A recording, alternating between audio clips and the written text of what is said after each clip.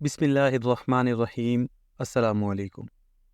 آپ سن رہے ہیں لہوف کی آڈیو سیریز کی تیسری قسط۔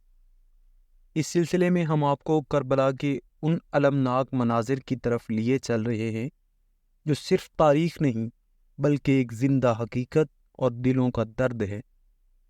آئیے آج کی اس قسط میں امام حسین علیہ السلام کے سفر شہادت کے اگلے مرحلے کو سننے اور سمجھنے کی کوشش کرتے ہیں۔ اگر آپ کو یہ سلسلہ پسند آ رہا ہے تو برائے کرم ہمارے چینل کو سبسکرائب کریں، ویڈیو کو لائک کریں اور اسے دوسروں تک ضرور شیئر کریں تاکہ کربلا کا پیغام زیادہ سے زیادہ دلوں تک پہنچ سکے۔ آئیے چلتے ہیں اپنی قسط کی طرف۔ ابن زیاد کا والی کوفہ بننا۔ عبداللہ بن مسلم باہلی، عمارہ بن ولید اور عمر ابن سعد نے یزید کو خط لکھا اور اسے مسلم کے کوفہ آنے کی خبر دی اور تقاضا کیا کہ نعمان بن بشیر کو کوفہ کی گورنری سے معزول کر کے کسی اور شخص کو حاکم بنایا جائے۔ یزید نے عبید اللہ بن زیاد کو، جو کہ اس وقت حاکم بصرہ تھا، خط لکھا اور بصرہ کی حکومت کے علاوہ کوفہ کی حکومت بھی اس کے سپرد کر دی، اور مسلم اور حسین علیہم السلام کے حالات کے متعلق خط میں لکھا اور تاکید کے ساتھ یہ حکم دیا کہ مسلم کو گرفتار کر کے قتل کر دیا جائے۔ ابن زیاد خط پڑھنے کے بعد فوراً کوفہ کی طرف روانہ ہو گیا۔ امام حسین علیہ السلام نے بصرہ کے بزرگان من جملہ یزید بن مسعود اور منذر بن جارود احدی کو خط لکھا تھا، اور اس خط میں انہیں اپنی امداد اور اپنے احکامات کی بجا آوری کے لیے لکھ بھیجا تھا۔ یزید بن مسعود نے قبیلہ بنی تمیم، قبیلہ بنی حنظلہ اور بنی سعد کو جمع کیا اور انہیں مخاطب کر کے کہا، اے بنی تمیم، تمہاری نظر میں میرا مقام اور حسب و نسب کیا ہے؟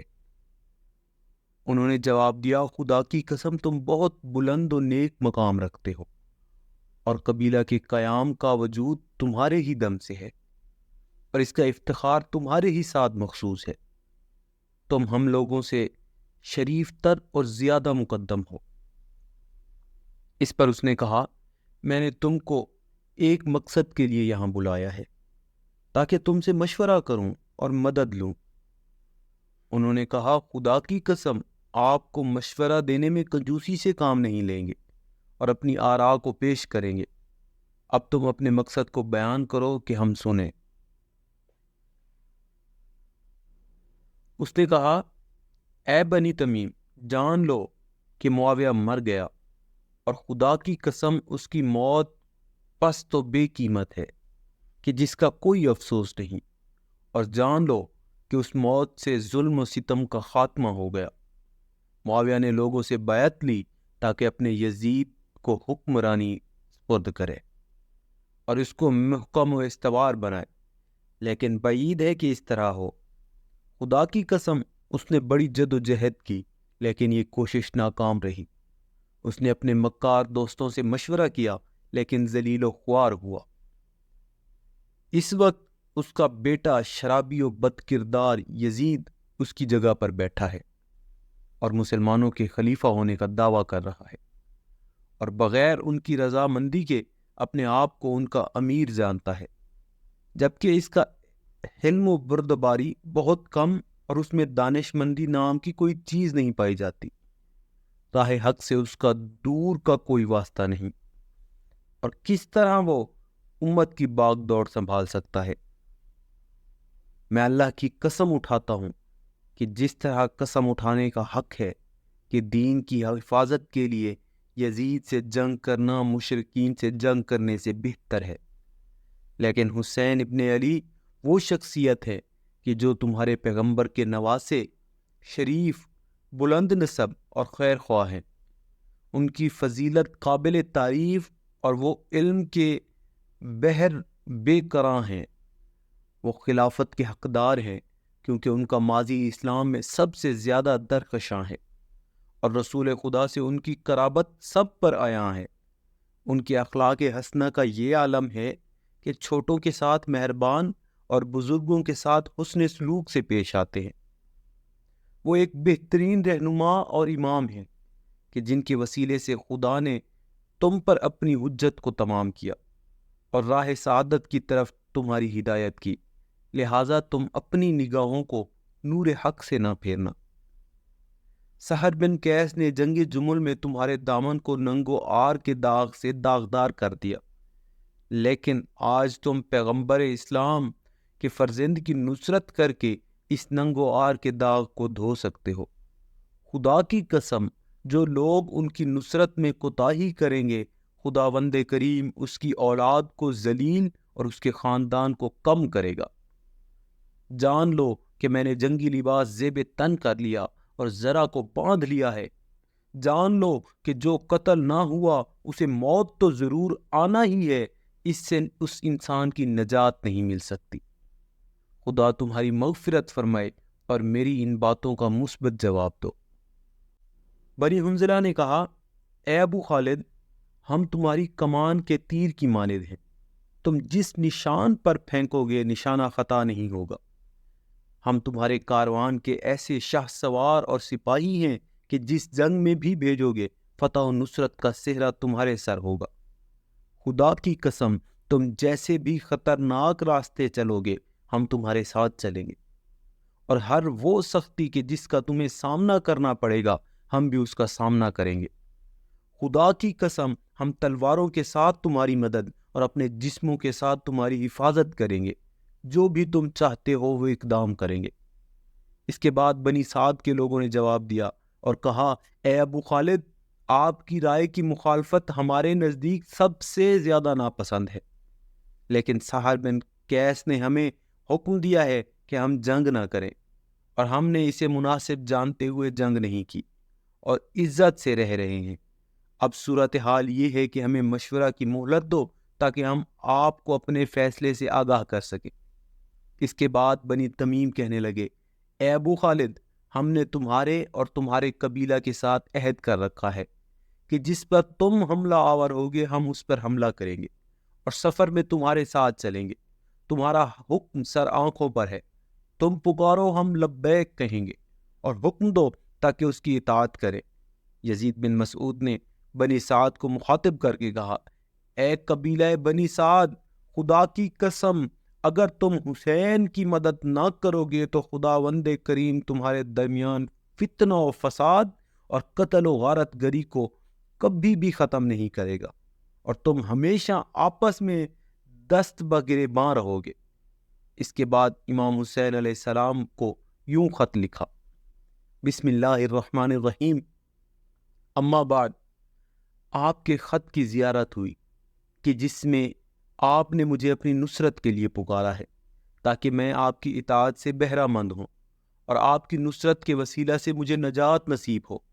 یہ یقینی امر ہے کہ آپ ہی لوگوں پر خدا کی حجت ہیں اور اہل جہاں میں اس کی امانت ہے۔ آپ شجرہ طیبہ احمدی علیہ السلام کے ثمر ہیں، جس کی اصل حضرت ختمی مرتبت صلی اللہ علیہ وآلہ وسلم ہے، اور آپ اس کی شاخ ہیں۔ آپ ہماری طرف تشریف لے آئے۔ آپ کا آنا ہمارے لیے نیک شگن ہوگا، کیونکہ ہم نے بنی تمیم کو آپ کی نصرت کے لیے اس طرح سے تیار اور آمادہ کر لیا ہے، اور ان کا اشتیاق آپ کی نصرت کے لیے اس قدر بڑھ چکا ہے کہ جیسے شدید پیاسے اونٹ پانی کے لیے ایک دوسرے پر سبقت لیتے ہیں۔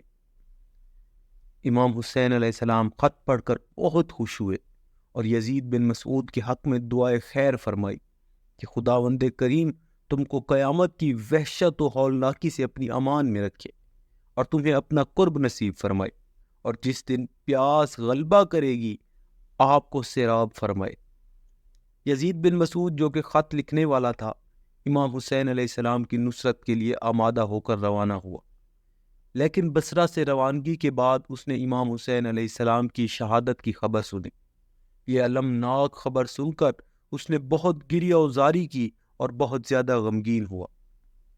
یزید بن مسعود کی امام حسین علیہ السلام کے خط کے مقابل اس طرح کی حالت ظاہر تھی، لیکن منظر بن جارود کہ جس کی بیٹی بحریہ ابن زیاد کی بیوی تھی، جب اس نے امام حسین علیہ السلام کا خط دیکھا تو اس خوف سے کہ یہ ابن زیاد کی چال نہ ہو، اس نے خط اور نامہ رسا کو ابن زیاد کے سپرد کر دیا۔ ابن زیاد نے فوراً اس قاصد کو سولی پر چڑھا دیا اور منبر پر خطاب کیا، اہل بصرہ کو اپنی مخالفت اور بغاوت کرنے سے خبردار کیا۔ اس نے وہ رات بصرہ میں ہی گزار دی۔ صبح اپنے بھائی عثمان بن زیاد کو اپنا نائب بنا کر کوفہ روانہ ہو گیا۔ جیسے ہی کوفہ کے نزدیک پہنچا تو وہاں رکا یہاں تک کہ سورج غروب ہو گیا۔ رات کے پہلے حصہ میں وہ کوفہ میں داخل ہوا۔ چونکہ رات اندھیری تھی لہذا اہل کوفہ نے خیال کیا کہ امام حسین علیہ السلام ہیں۔ بنابراین وہ امام کی آمد پر ایک دوسرے کو مبارکباد دے رہے تھے۔ جیسے ہی اس کے نزدیک گئے اور اس کے شناخت کی تو معلوم ہوا کہ ابن زیاد ہے، تو اس کے پاس سے متفرق ہو گئے اور وہ بھی دارالامارہ میں داخل ہو گیا، اور یوں ہی رات تمام ہوئی۔ صبح ابن زیاد دارالامارہ سے باہر آیا اور منبر پر جا کر خطبہ دیا، لوگوں کو یزید کی مخالفت سے ڈرایا اور اس کی اطاعت کرنے پر انعام کا وعدہ دیا۔ مسلم بن عقیل نے جب یہ خبر سنی تو خوف زدہ ہوئے کہ کہیں ابن زیاد کو آپ کے کوفہ میں موجود ہونے کی خبر نہ ہو جائے اور وہ آپ کے لیے باعث زحمت نہ ہو۔ اسی وجہ سے آپ نے مختار ثقفی کے گھر کو چھوڑ دیا اور ہانی بن عروہ کے گھر پناہ لی۔ اس کے بعد شیعہ ہانی کے گھر پر کثرت سے آنے جانے لگے۔ ابن زیاد نے اپنے جاسوس لگا رکھے تھے کہ وہ جناب مسلم کی جا کا پتہ لگائیں۔ جیسے ہی اسے علم ہوا کہ جناب مسلم ہانی بن عروہ کے گھر میں پناہ لیے ہوئے ہیں تو اس نے محمد بن اشعث، اسما بن خارجہ اور عمر ابن حجاج کو طلب کیا اور کہا ہانی میرے دیدار کے لیے کیوں نہیں آئے؟ انہوں نے جواب دیا ہم سے لوگ کہتے ہیں کہ وہ بیمار ہیں۔ ابن زیاد نے کہا میں نے سنا ہے کہ وہ صحت یاب ہو گئے اور اپنے مہمان سرا میں بیٹھتے ہیں۔ اگر مجھے یہ علم ہو جائے کہ وہ بیمار ہیں تو میں ان کی عیادت کے لیے جاؤں گا، لیکن تم لوگ جاؤ اور ان سے یہ کہو کہ وہ ہمارے حق کو ضائع نہ کرے اور ہماری ملاقات کے لیے آئے۔ وہ 3 افراد رات کے وقت ہانی کے گھر گئے۔ انہوں نے اس سے کہا آپ امیر کی ملاقات کے لیے نہیں آئے۔ بہر صورت اس نے آپ کی احوال پرسی کی ہے اور کہا کہ اگر مجھے ان کے مریض ہونے کا علم ہو جائے تو میں اس کی عیادت کے لیے جاؤں۔ ہانی نے کہا بیماری ہی میرے نہ آنے کی وجہ تھی۔ انہوں نے کہا ابن زیاد کو یہ خبر ملی ہے کہ آپ اپنے مہمان سرا پر بیٹھتے ہیں اور اس کی ملاقات کے لیے نہیں آئے، وہ ناراض ہو رہا ہے۔ آپ جیسی مقدس شخصیت جو اپنے قبیلے کے سردار ہیں، اس کا اس طرح لاپرواہی کا برتاؤ کرنا اس کے لیے قابل قبول نہیں ہے۔ ہمارے ساتھ سوار ہو کر اس کی ملاقات کو چلیں۔ ہانی نے اپنا لباس بدلا اور خچر پر سوار ہو کر ان کے ہمراہ ہو لیے۔ جیسے ہی وہ دارالامارہ کے نزدیک پہنچے تو ایسا محسوس کیا کہ جیسے کوئی مصیبت نازل ہونے والی ہو۔ اس خوف کی بنا پر انہوں نے حسان بن خارجہ سے پوچھا اے بھتیجے، خدا کی قسم میں اس مرد ابن زیاد سے خائف ہوں، تمہارا کیا خیال ہے؟ تو اس نے کہا اے چچا جان، خدا کی قسم مجھے آپ کے بارے میں کوئی خوف نہیں ہے، آپ یہ فکر اپنے ذہن سے نکال دیں۔ لیکن حسان کو یہ علم نہیں تھا کہ ابن زیاد نے ہانی کو کس لیے طلب کیا ہے۔ ہانی اپنے ہمراہیوں کے ساتھ ابن زیاد کے پاس پہنچے۔ جب عبید اللہ کی نگاہ ہانی پر پڑی تو اس نے کہا وہ شخص جو تمہارے ساتھ خیانت کر رہا ہے وہ خود تمہارے پاس آ گیا۔ پھر اس نے شریح کی طرف رخ کیا جو کہ اس کے نزدیک بیٹھا ہوا تھا اور ہانی کی طرف اشارہ کرتے ہوئے یہ شعر پڑھا۔ ابن زیاد کا ہانی کی طرف اشارہ کرنے کا مقصد اور شعر پڑھنے کی غرض یہ تھی کہ میں تو ہانی کی زندگی چاہتا ہوں لیکن وہ اپنے گھر میں میرے خلاف سازشیں کر رہا ہے۔ ہانی نے کہا اے امیر، آپ کی اس بات کا کیا مقصد ہے؟ کہا اے ہانی خاموش رہو، یہ کیسے اقدامات ہیں کہ جو تم اپنے گھر میں بیٹھ کر امیر المؤمنین اور مسلمانوں کے خلاف انجام دے رہے ہو؟ مسلم بن عقیل کو اپنے گھر میں بٹھا رکھا ہے اور اپنے گھر کے ارد گرد اس کے لیے اسلحہ اور جنگی سپاہی جمع کر رکھے ہیں، اور تم یہ خیال کرتے ہو کہ میں اس سے بے خبر ہوں؟ ہانی نے جواب دیا میں نے ایسا کوئی کام نہیں کیا۔ ابن زیاد نے کہا تم نے ایسا ہی کیا ہے۔ دوبارہ ہانی نے کہا میں نے یہ کام نہیں کیا۔ ابن زیاد نے کہا میرے غلام ماکل کو میرے پاس بلاؤ۔ ماکل ابن زیاد کا جاسوس تھا جو کہ مسلم اور ان کے ساتھیوں کے متعلق خبریں دینا اور ان کے رازوں کو حاصل کرتا تھا۔ ماکل آیا اور ابن زیاد کے قریب کھڑا ہو گیا۔ ہانی کی نظر جب اس پر پڑی تو وہ سمجھ گئے کہ یہ جاسوس تھا۔ ہانی نے کہا اے امیر، خدا کی قسم میں نے مسلم کو اپنے گھر پر دعوت نہیں دی، وہ خود پناہ لینے کے لیے آئے، میں نے تو ان کو پناہ دے دی۔ اس وجہ سے میرا فریضہ ہے کہ میں ان کی حفاظت کروں اور ان کو اپنا مہمان رکھوں، اور اب جب کہ تم اس سے آگاہ ہو گئے ہو تو مجھے اجازت دو تاکہ میں ان سے کہوں کہ وہ میرا گھر چھوڑ دیں اور جہاں چاہے چلے جائیں، تاکہ میں اپنی ضیافت کے وظیفہ سے بری الذمہ ہو جاؤں۔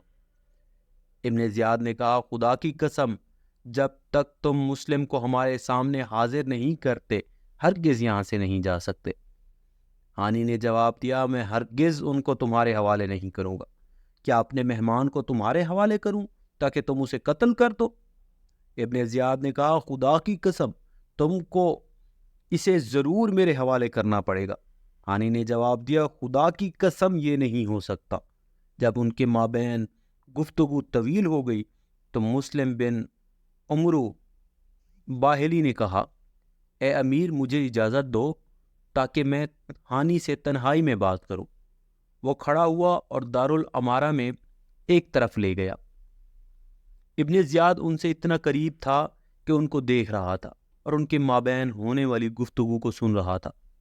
مسلم نے کہا اے ہانی میں تجھے خدا کا واسطہ دیتا ہوں کہ اپنی جان کو خطرے میں نہ ڈالو اور اپنے قبیلے کو مصیبت میں مبتلا نہ کرو۔ خدا کی قسم میں تم کو موت سے نجات دلاؤں گا۔ مسلم بن عقیل ان لوگوں کے چچا زاد بھائی ہیں، یہ ان کو قتل نہیں کریں گے اور ان کو کسی قسم کا نقصان بھی نہیں پہنچائیں گے۔ ان کو لے آؤ اور یہ کام ذلت و رسوائی کا باعث نہیں ہوگا۔ چونکہ آپ اس کو امیر کے حوالے کر رہے ہیں تو امیر کے حوالے کرنا کوئی عیب نہیں۔ ہانی نے کہا خدا کی قسم یہ کام میرے لیے باعث رسوائی ہے۔ وہ شخص کہ جو میری پناہ میں ہے اور میرا مہمان ہے اور پیغمبر اسلام صلی اللہ علیہ وآلہ وسلم کے فرزند کا نمائندہ ہے، میں اسے دشمن کے سپرد کیسے کر دوں؟ خدا کی قسم اگر کوئی بھی میری مدد نہ کرے اور میں تنہا رہ جاؤں تب بھی میں ان کو ابن زیاد کے حوالے نہ کروں گا، چاہے مجھے ان سے پہلے قتل کر دیا جائے۔ مسلم بن عمرو نے قسمیں دینا شروع کی، لیکن ہانی کہتے رہے کہ خدا کی قسم میں ان کو ابن زیاد کے سپرد نہیں کروں گا۔ ابن زیاد نے یہ بات سنی تو کہا اسے میرے قریب لے آؤ۔ ہانی کو اس کے نزدیک لایا گیا تو اس نے کہا خدا کی قسم تمہیں مسلم بن عقیل کو حاضر کرنا پڑے گا ورنہ تمہارا سر تن سے جدا کر دوں گا۔ ہانی نے کہا اگر تم ایسا کرو گے تو یاد رکھو تم اپنے گھر کے ارد گرد تلواریں دیکھو گے۔ ابن زیاد نے حقارت کے ساتھ کہا تمہاری یہ جرت کہ ہمیں تلواروں سے ڈراتے ہو؟ ہانی یہ خیال کر رہے تھے کہ آپ کے قبیلے والے آپ کی آواز سن رہے ہیں۔ عبید اللہ نے کہا اسے میرے نزدیک لاؤ۔ اس کے نزدیک لے گئے تو اس نے چھڑی ہانی کے منہ، ناک اور پیشانی پر مارنا شروع کر دی اور اس قدر ناک پر مارا کہ ناک ٹوٹ گئی۔ خون آپ کے لباس پر بہنا شروع ہو گیا۔ آپ کے چہرے اور پیشانی کا گوشت آپ کی داڑھی پر آویزہ ہونے لگا، یہاں تک کہ چھڑی بھی ٹوٹ گئی۔ ہانی نے جھپٹ کر اس کے ایک سپاہی سے تلوار چھین لی، لیکن وہیں سے ہی ایک سپاہی نے ان کو مضبوطی سے اپنی گرفت میں لے لیا۔ اس پر ابن زیاد بلند آواز میں پکارا اسے گرفتار کرو۔ وہ ہانی کو گھسیٹتے ہوئے دارالامارہ کے ایک کمرے میں لے گئے اور دروازہ بند کر دیا۔ ابن زیاد کے حکم سے آپ پر کچھ سپاہی مقرر کر دیے گئے۔ اسی وقت اسما بن خارجہ یا ایک قول کے مطابق حسان بن اسما اپنی جگہ سے اٹھا اور کہا اے امیر تم نے ہم کو حکم دیا کہ ہانی کو تمہارے پاس لے آئے، اور جب ہم ان کو تمہارے پاس لائے تو تم نے ان کا منہ توڑ دیا، ان کی داڑھی کو خون سے رنگین کر دیا اور یہ گمان کرتے ہو کہ اسے قتل کر دو گے۔ یہ سن کر ابن زیاد نے غضبناک ہو کر کہا تم بھی ہمارے پاس ہو، اور پھر حکم دیا کہ اس کو اتنا مارو کہ یہ خاموش ہو جائے۔ پھر اس کو باندھ کر دارالامارہ کے ایک گوشہ میں قید کر دیا۔ جب انہوں نے اپنے آپ کو اس حالت میں دیکھا تو کہا انا للہ و انا الیہ راجعون، گویا کہ اسے ہانی کی وہ بات یاد آئی جو اس نے دارالامارہ میں داخل ہونے سے پہلے کی تھی۔ جیسے ہی عمر بن حجاج کہ جس کی بیٹی ہانی کی بیوی تھی، اسے ہانی کے قتل ہونے کی خبر پہنچی تو وہ اپنے تمام قبیلہ والوں کے ساتھ آئے اور دارالامارہ کا محاصرہ کر لیا اور آواز دی کہ میں عمر بن حجاج ہوں اور میرے ساتھ قبیلہ مزحج کے بزرگان ہیں۔ ہم نے نہ تو بادشاہ کی اطاعت سے روگردانی کی ہے اور نہ مسلمانوں کی جماعت سے جدا ہوئے ہیں۔ ہم نے سنا ہے کہ تم نے ہمارے قبیلے کے سردار ہانی کو قتل کر دیا ہے۔ ابن زیاد ان کی اس طرح اکٹھا ہونے اور ان کی گفتگو سے آگاہ ہوا تو اس نے قاضی شریح کو حکم دیا کہ جاؤ ہانی کو دیکھو اور اس کے قبیلے والوں کو ہانی کے زندہ ہونے کی اطلاع دو۔ شریح گیا اور اس نے کہا کہ ہانی کو قتل نہیں کیا گیا۔ یہ سن کر قبیلہ مزحج والے اس کی خبر پر راضی ہو کر واپس چلے گئے۔ جب ہانی کے قتل ہونے کی خبر جناب مسلم بن عقیل کو پہنچی تو جناب مسلم بن عقیل اپنے تمام ساتھیوں کے ساتھ جو ان کی بیعت کر چکے تھے ابن زیاد سے جنگ کے لیے گھر سے باہر نکل آئے۔ ابن زیاد نے دارالامارہ میں پناہ دی اور اس کے دروازے بند کر دیے۔ اس کے بعد ابن زیاد کے ساتھیوں اور مسلم بن عقیل کے ساتھیوں کے درمیان جنگ شروع ہو گئی، اور وہ افراد جو ابن زیاد کے ساتھ دارالامارہ میں تھے دارالامارہ کی چھت پر گئے اور انہوں نے مسلم بن عقیل کے ساتھیوں کو شام سے آنے والی فوجوں کی دھمکی دی۔ اس طرح جنگ لڑتے ہوئے رات ہو گئی۔ مسلم بن عقیل کے ساتھی رفتہ رفتہ منتشر ہونے لگے اور ایک دوسرے سے کہنے لگے کہ ہم کیوں خواہ مخواہ خود کو فتنہ کی آگ میں ڈالیں، بہتر یہی ہے کہ اپنے اپنے گھروں میں بیٹھ جائیں اور مسلم اور ابن زیاد کو اپنے حال پر چھوڑ دیں یہاں تک کہ خدا ان کے درمیان اصلاح کر دے۔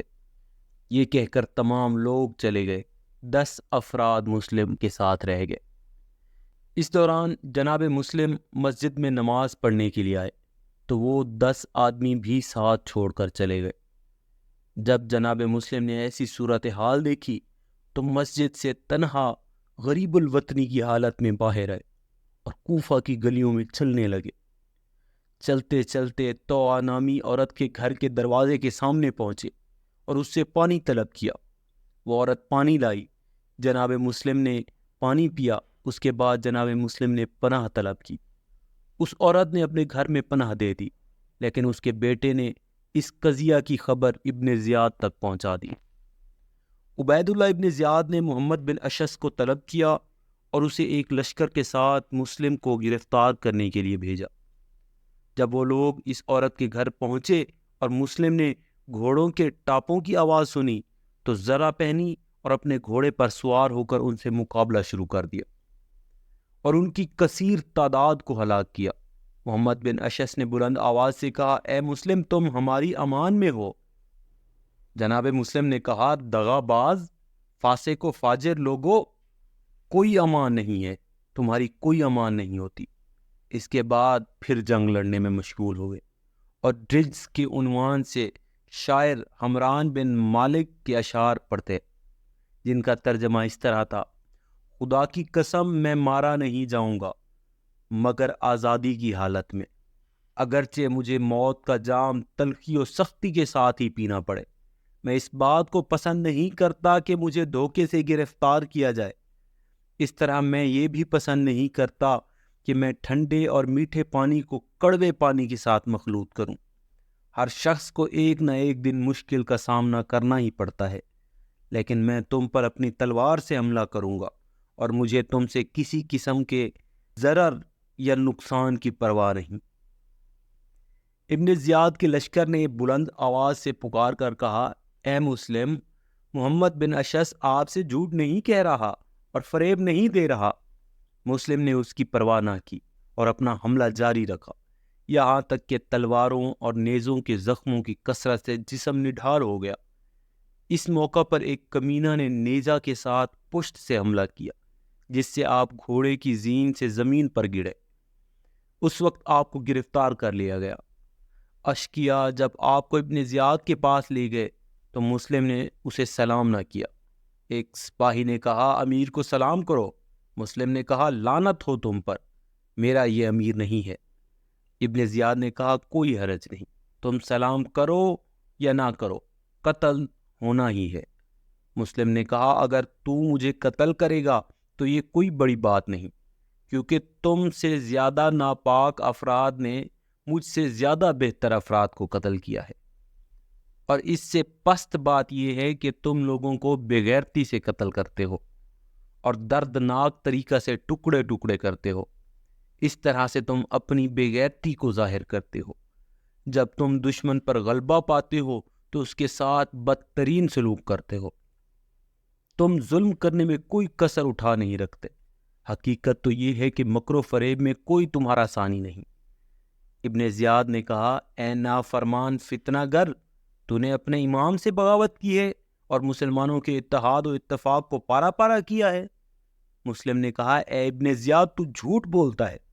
مسلمانوں کے اتحاد و وحدت کو معاویہ اور اس کے بیٹے یزید نے تباہ و برباد کیا ہے، اور فتنہ کو تو اور تیرے باپ زیاد بن عبید نے ایجاد کیا۔ عبید قبیلہ بنی علاج کا غلام تھا اور ان کا تعلق ثقیف سے تھا۔ جناب مسلم فرماتے ہیں مجھے امید ہے کہ خداوند مجھے شہادت نصیب فرمائے گا، اور یہ شہادت مجھے بدترین افراد کے ہاتھوں سے ملے گی۔ ابن زیاد نے کہا اے مسلم، تو نے اقتدار کی ہوس میں یہ اقدام کیا، لیکن خدا نہیں چاہتا کہ تمہیں یہ مقام حاصل ہو، بلکہ وہ مقام اس کے اہل کے حوالے کر دیا۔ مسلم نے کہا اے مرجانہ کے بیٹے، تمہاری نظر میں اس مقام کا حقدار کون ہے؟ اس نے کہا یزید بن معاویہ۔ مسلم نے کہا الحمدللہ، ہم اس بات پر راضی ہیں کہ خداوند عالم ہمارے اور تمہارے درمیان حاکم ہے۔ ابن زیاد نے کہا کیا تم بھی اس بات کا دعویٰ کرتے ہو کہ اس خلافت میں تمہارا بھی کوئی حصہ ہے؟ مسلم نے کہا خدا کی قسم میرا خیال نہیں، بلکہ میں یقین رکھتا ہوں۔ ابن زیاد نے کہا اے مسلم، مجھے بتاؤ تم کس مقصد کے لیے اس شہر میں آئے ہو؟ کہ اس کے نظم و نسب کو درہم برہم کر دیا۔ مسلم نے کہا میں اختلاف اور شورش برپا کرنے کے لیے نہیں آیا، مگر چونکہ تم نے برے اعمال انجام دیے اور نیک اعمال کو تباہ کیا اور لوگوں کی مرضی کے بغیر ان پر حاکم بن بیٹھے اور انہیں حکم خدا کے خلاف حکم دیا اور ان کے ساتھ ایران و روم کے بادشاہوں جیسا سلوک کیا، لہٰذا ہم آئے ہیں کہ لوگوں کو نیکی کی طرف دعوت دیں، برے کاموں سے روکیں اور انہیں قرآن و سنت پیغمبر اسلام صلی اللہ علیہ وآلہ وسلم کا تابع بنائیں، اور ہم اس کام کے لیے سب سے زیادہ صلاحیت رکھتے ہیں۔ ابن زیاد نے یہ سن کر آپ کو برا بھلا کہنا شروع کر دیا، اور حضرت علی اور حضرت امام حسن و حسین علیہم السلام کو نعوذ باللہ گالیاں بکنے لگا۔ مسلم نے کہا تو اور تیرا باپ ان گالیوں کا زیادہ حقدار ہے۔ اے دشمن خدا، تو جو بھی کرنا چاہتا ہے کر لے۔ معزز سامعین، اگر آپ کو ویڈیو پسند آئی ہے تو لائک اور سبسکرائب ضرور کریں، اور اسے اپنے عزیزوں تک پہنچائیں تاکہ ثواب جاریہ بن سکے۔